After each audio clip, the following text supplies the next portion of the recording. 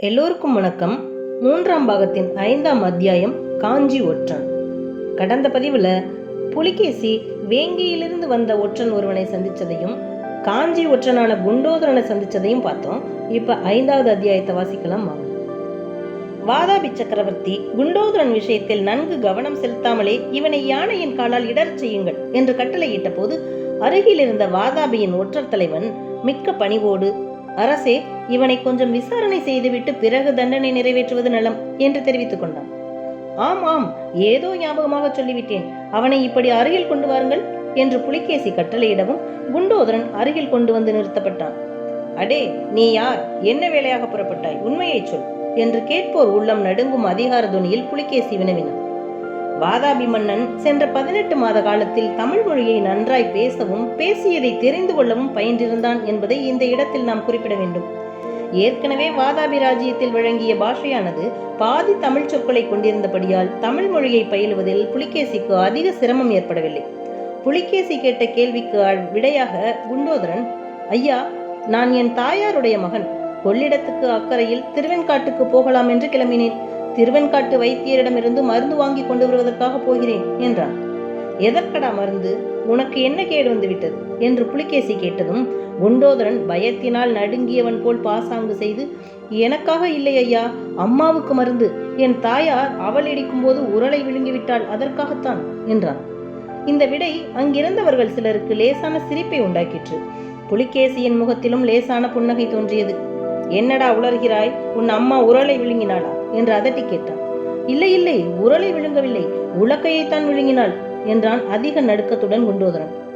உரலை விழுங்கினாளா, உலக்கையை விழுங்கினாளா? நிஜத்தை சொல் என்று கோபமான குரலில் கர்ஜித்தான் புலிகேசி. இல்லை இல்லை, என் அம்மாவை உரல் விழுங்கிவிட்டது என்றான் குண்டோதரன்.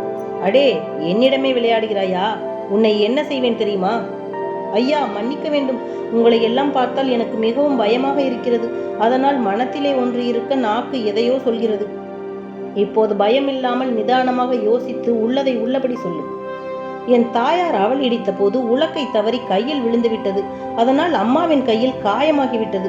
காயத்துக்கு மருந்து வாங்குவதற்காக திருவெண்காட்டு நமச்சிவாய வைத்தியரிடம் போகிறேன். இவ்வளவுதானே? வேறு ஒன்றுமில்லையே? சத்தியமாய் சொல் என்று புலிகேசி கர்ஜித்தான். ஆமையா, சத்தியமாக சொல்கிறேன், உலக்கைக்குத்தான் காயம்பட்டது என்று குண்டோதரன் உளறினான். வாதாபி சக்கரவர்த்திக்கு திடீரென்று சிரிப்பு பீறிட்டு கொண்டு வந்தது. சற்று நேரம் விழுந்து விழுந்து சிரித்துவிட்டு பக்கத்தில் இருந்த ஒற்றர் தலைவனை பார்த்து, இந்த பைத்தியக்காரனை என்ன செய்கிறது என்று கேட்டான். சக்கரவர்த்தி, இவன் பைத்தியக்காரன் அல்ல, காரிய பைத்தியமாக தோன்றுகிறது. மிக்க நெஞ்செழுத்தம் உள்ளவனாக காணப்படுகிறான். இவனை வேறு விதத்தில் பரிசோதிக்க வேண்டும் என்றான் வாதாபியின் ஒற்றர் தலைவன். குண்டோதரனை பிடித்து கொண்டு வந்திருந்த வீரர்களின் தலைவன் சக்கரவர்த்தி அருகில் நெருங்கி, பிரபு, இதோ இந்த ஓலை இவனை சோதித்த போது அகப்பட்டது என்பதாக சொல்லிவிட்டு கொடுத்தான். புலிகேசி அதை வாங்கி முன்போலவே அங்கிருந்த லிகிதனிடம் கொடுக்க அவன் ஓலையை படிக்கலானான். மீனக்கொடியோனுக்கு ரிஷப கொடியோன் விடுத்த நிருபம். வடதேசத்து கடுவாய் உம்மை காண்பதற்காக கொள்ளிட நதிக்கு வந்திருப்பதாக தெரிகிறது. புலியின் ஆசை வார்த்தைகளில் மயங்கிவிட வேண்டாம். சேற்றில் அகப்பட்டு கொண்ட புலி பிராமணனை தோத்திரம் செய்து ஏமாற்றிய கதை ஞாபகம் இருக்கட்டும். காஞ்சி ரிஷபத்தை வாதாபி புலியினால் ஒன்றும் செய்ய முடியாது என்பதை உறுதியாக நம்பவும்.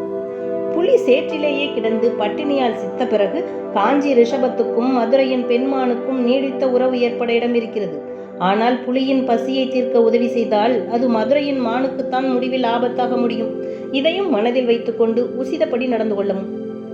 இதை லிகிதன் படித்து வரும்போதே வாதாபி சக்கரவர்த்திக்கு அதன் உட்கருத்து இன்னதென்று விளங்கிவிட்டது. கோபத்தினால் அவனுடைய உடம்பெல்லாம் நடுங்கிற்று. பற்களை அவன் நரநரவென்று கடித்து கொண்ட சத்தம் அருகில் இருந்தவர்கள் எல்லோரையும் நடுங்கச் செய்தது.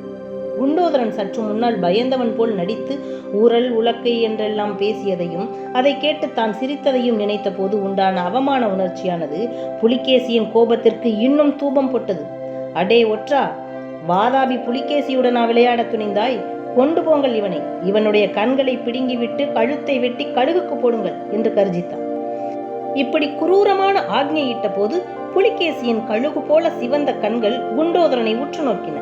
அவ்விதம் நோக்கிய கண்களில் திடீரென கோபம் தணிந்து அளவிலா ஆச்சரியத்தின் அறிகுறி தென்பட்டது. ஏனெனில் குண்டோதரனை வீரர்கள் இழுத்து கொண்டு போக முயன்ற போது அவனுடைய தலையானது விசித்திரமான சில சமிஞ்ஞைகளை செய்தது. உற்று கவனித்த புலிகேசிக்கு அந்த சமிஞ்ஞைகள் ஸ்வஸ்திக் சின்னத்தின் கோலமாக அமைந்தன என்பது தெரிய வந்தது.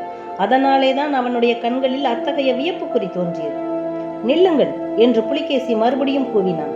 அந்த ஒற்றனிடம் நான் இன்னும் சில விஷயங்கள் கேட்க வேண்டும். இவனை இங்கேயே தனியாக விட்டுவிட்டு மற்றவர்கள் கூடாரத்துக்கு வெளியே போங்கள் என்று கட்டளையிட்டான்.